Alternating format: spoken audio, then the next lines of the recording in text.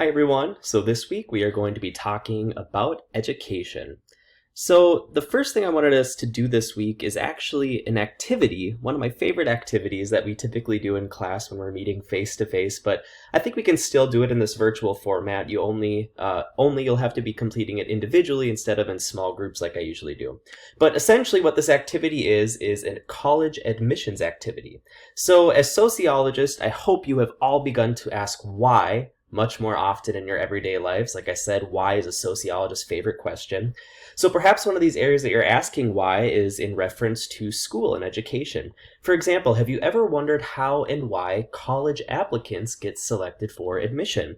Right? There's been a lot of buzz lately, especially in the news about college admission scandals and things like that. So this is definitely a current social topic, a social problem that we're dealing with in the United States. So this particular exercise will help answer why certain students get admitted to particularly prestigious colleges and why others get denied. All right. So for this activity, the first thing I want you to do is to log into Blackboard and access the Week 15 content folder. And in that content folder, you will be able to find this activity. So here I am in Blackboard in the Week 15 content folder for education. And if you scroll down to the bottom, you'll see this file for the college admissions activity. So go ahead and click on that and then open the Word document. And here's what you'll see. And essentially what this document is a list of 6 applicants who are applying to this fake college that we made up for this activity that we'll call Greenview College. All right. So you'll see the 6 applicants here and different information for all of them, the high school that they came from, their GPA, their class rank when they graduated for their senior year, their SAT scores, any AP credits that they have, if they're a legacy, meaning if they have a parent or a grandparent who attended Greenview College, and then also any extracurricular activities they may have been a part of. All right, and we have 3 women applicants, 3 men applicants. All right. So as this activity goes on, you will seek the information or see the information for 6 different individuals, all of whom are applying for admittance into Greenview College, which is again, fictitious, selective liberal arts college. So this is a competitive liberal arts college. For this particular activity, you will pretend that you are an employee at Greenview College and that the chancellor of Greenview has chosen you to serve on the admissions committee. Out of the 6 remaining applicants, you may only select 2 to be admitted for the upcoming school year. While the decision is yours to make, your final choice may be influenced by various leaders of the university who will chime in on important university initiatives as you evaluate the applicants. In the end, the final decision is yours, but know that ignoring the request of your superiors can have negative consequences on your career at Greenview. All right. So this is just a message that we put together from the chancellor of Greenview College. Listen to this.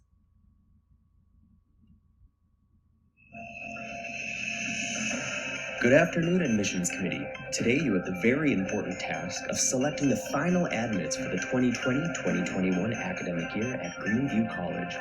As you know, Greenview is a highly selective elite liberal arts college in the Northeast. Greenview is known for 1. High SAT scores for our first-year class each year, 2. Our science and engineering programs, and 3. Our nationally ranked baseball team. We've narrowed it down to 6 final applicants, but we only have 2 spots remaining. Your task today is to choose who will get the final 2 spots. Information for each of the applicants is provided.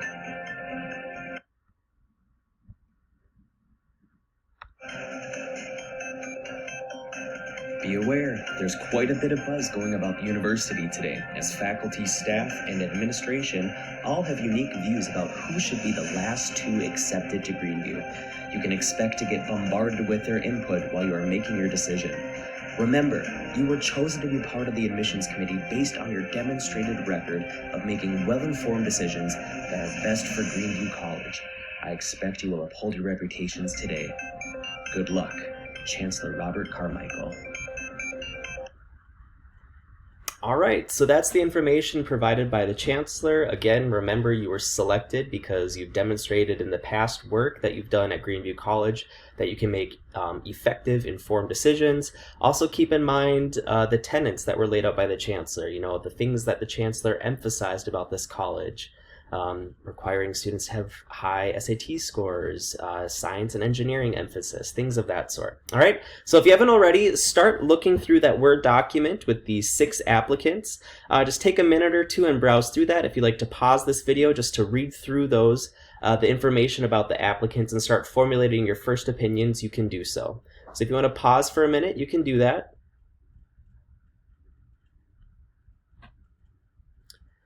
All right, as the Chancellor indicated, you're going to likely be interrupted several times throughout your decision-making process by various leaders of the university, and that first interruption is coming now.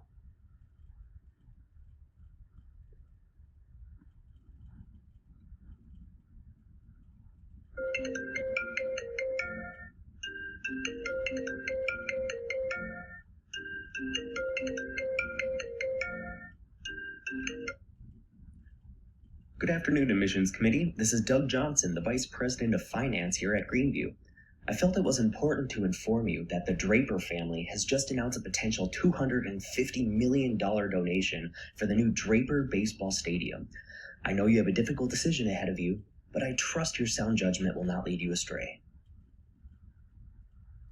So this is your first piece of information that you've been provided from the university. You can continue to evaluate the applicants. And again, if you'd like to press pause to take a minute to consider how this new information that's just been presented to you might influence your decision, you can do so.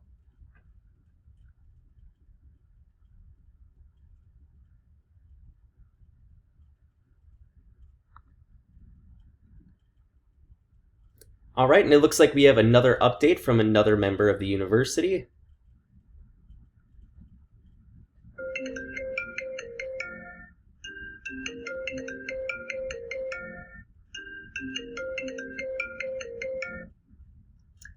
Hey, Coach Rogers here. Look, I know you have a tough decision on your hands, but I have to make one last plea to admit Jose Martinez.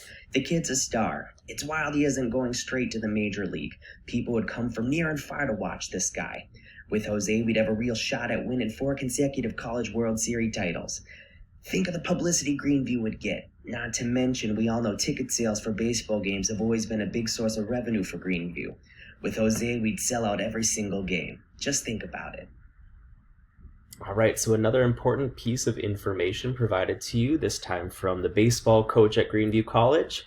So again, if you'd like to pause the video for a minute and consider how this information might impact your admissions decision, you can go ahead and do so, and then just press play when you're ready to resume.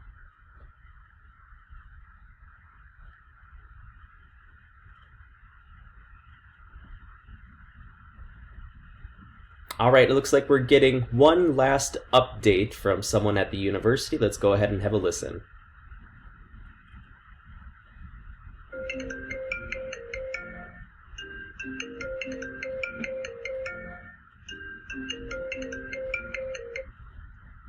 Greetings, Admissions Committee. This is President Janice Cumberland calling. I know you have been dedicating your time this afternoon meticulously evaluating the final applicants for our 2020 academic year. I have no doubt you will make an informed decision. As I'm sure you are aware, Greenview has received some negative press the past few years for, quote-unquote, lacking diversity. It is important that our prestigious college maintains its reputation as a top-tier academic institution, and any negative attention tarnishes everything we've worked to achieve. I hope you will strongly consider the importance of having a racially and socioeconomically diverse incoming class for the upcoming year. Our college's reputation depends on it. All right, so one last piece of information, this time coming from the president of the college. So go ahead and take all of the information that you've received from these different members of the college into consideration, as well as your own judgment as you've been evaluating the applicants. And take the next 30 seconds or so to make your final decision. Again, you can only select 2 of the remaining 6 applicants to be admitted. So go ahead and make that final decision now.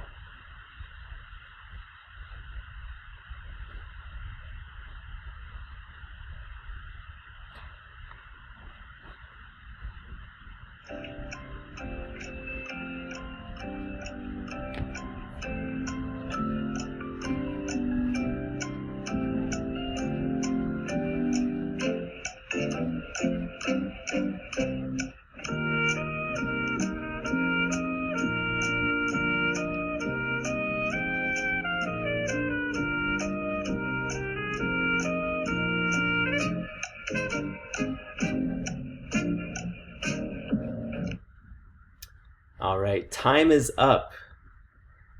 So take a look at the two individuals that you decided to admit. Typically, if we were doing this face-to-face class, I would take a poll of the class and we would tally up and see who the most commonly admitted students were. But at this time, since we're doing this virtually, we'll just have to focus on your own responses. Now, I'd like you to think about these different questions here, all right? First and foremost, what were the most important factors you considered in admitting someone to Greenview College? So as you were looking through the applicant's information on that Word document, what were the main criteria that you were evaluating? Were you focusing primarily on GPAs, on class rankings? Were you looking at their SAT scores, so focusing primarily on their academic standings? Or were you looking at other things? Were you looking at their extracurricular involvement? Were you trying to find a well-rounded student? Were you specifically looking for attributes the students had that aligned with the college's main initiatives, right? Early on, it mentioned that that Greenview College has a particularly strong emphasis on science and engineering. There's also a lot of emphasis on the importance of their baseball team. So it's likely that factors like that are going to play a heavy role in the decision-making process for admissions counselors when they're deciding who to admit to school. So a lot of times, especially in the United States, we're kind of raised to think that if we work hard in high school, right, if we specifically academically, if we graduate the top of our class, if we ace the SATs or the ACTs, if we have great GPAs, we're a shoo-in to get into whatever university we want. But the reality is that there's a lot of competing factors at play that play larger roles in some universities than others, specifically when we're looking at prestigious universities. Something people don't realize is that money plays a big role. If you come from a wealthy family, specifically if you're a legacy, meaning that if you've had generations of your family that have been admitted into this college or university years past before you, your likelihood of getting admitted substantially increases. Also, if your family has a history of making generous donations to the college or university, that also plays a significant factor on securing your likelihood of being enrolled, right? So some other questions to consider. Did you associate any of the applicants with races or ethnic groups? If you noticed, none of the races or ethnicities of the students were actually listed on their demographics for their admissions. But you may have gleaned some of that information or made assumptions about the races or ethnicities of students based off of their names, right? Did their name sound like it belonged to a certain race or ethnicity? Perhaps even by looking at the school or the city that the high school was located in, you might have made some assumptions about that as well.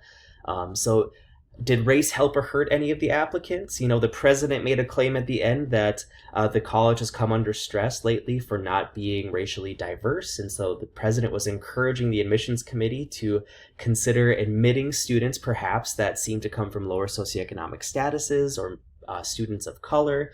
And some people are very much against this because they argue, specifically white people, argue that affirmative action policies reserving certain number of positions in jobs or at colleges for students of color is not fair to white people, right? And of course, by now, hopefully you can recognize that while affirmative action policies may seem unfair to white people, it's really just a matter of trying to level the playing field to give people of color an equal chance of getting admitted, because we lived in a society that was established on racism, that has oppressed people of color for centuries, and people of color didn't have access to colleges or universities for hundreds of years in the United States. So now that they have access, reserving a small percentage of spots specifically for people of color to ensure that it's not only the rich, white, wealthy students coming from these families of legacies are getting into colleges and universities isn't discriminatory against white people in the slightest. It's an attempt to level the playing field, to increase access to education for a community that has been oppressed and marginalized for centuries. So we'll pick up on this discussion, going over these questions and reviewing this activity in the next video.